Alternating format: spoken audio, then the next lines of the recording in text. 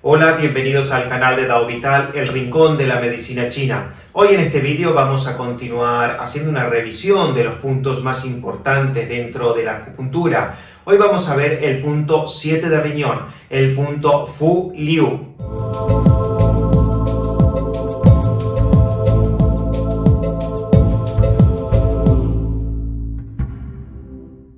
¿Cuáles son las características de este punto? Bueno, la principal característica de este punto es que es un punto yin, un punto río. Recordemos que los puntos yin, los puntos río, tienen como característica expulsar la energía perversa externa y también tratar todo lo que sea el calor, el frío, la tos, la disnea y el asma. ¿Dónde se localiza este punto? Bueno, a este punto lo vamos a localizar en la parte interna de la pierna, por encima del tobillo. Precisamente va a estar localizado 2 chun por encima del punto 3 de riñón. Para hacer la localización correctamente vamos a verlo ahora de forma práctica. Bueno, vamos a ver cómo localizarlo correctamente al punto y lo vamos a hacer de forma práctica. Para eso vamos a recordar que el punto 3 de riñón se encuentra en la parte interna de la pierna, 2 chun por encima de lo que es el tobillo o 2 chun por encima de lo que es el punto 3 de riñón. Vamos a recordar que el punto 3 de riñón está entre el tobillo y el talón de Aquiles, justo en la línea del medio de la prominencia más elevada del tobillo.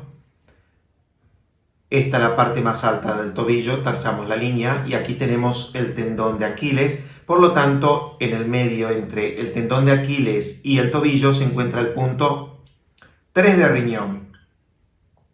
Entonces dijimos que el punto 7 de riñón se encuentra 2 chun por encima del 3 de riñón. Entonces marcamos un chun, que es el ancho del primer dedo de nuestra mano, y marcamos un segundo chun. Por lo tanto, el punto 3 de riñón estaría al finalizar el segundo chun, a lo que es el borde del tendón de Aquiles. Aquí ya comenzaría el músculo, el gemelo.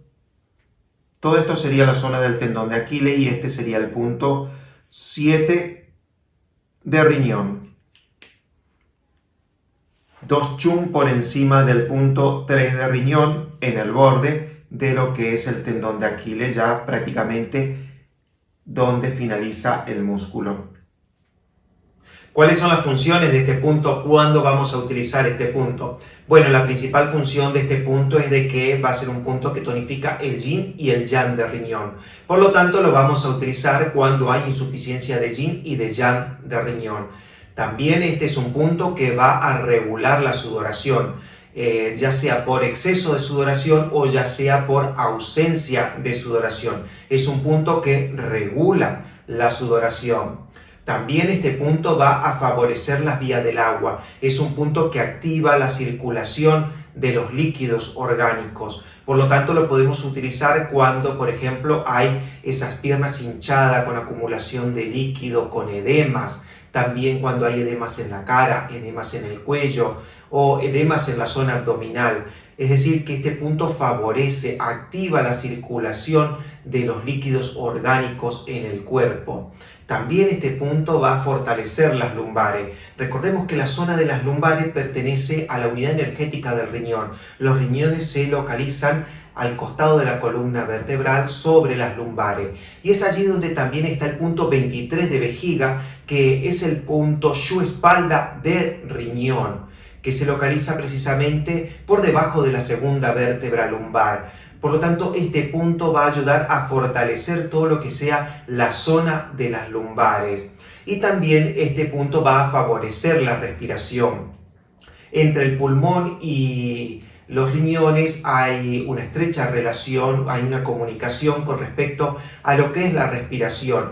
Es decir, los riñones ayudan a que los pulmones desciendan hacia abajo para poder respirar. Por lo tanto, si hay una insuficiencia de riñón, la respiración no se realiza correctamente. Por lo tanto, este punto va a ayudar a regular la respiración, a favorecer la respiración. Y se lo puede utilizar cuando hay tos, asma y disnea.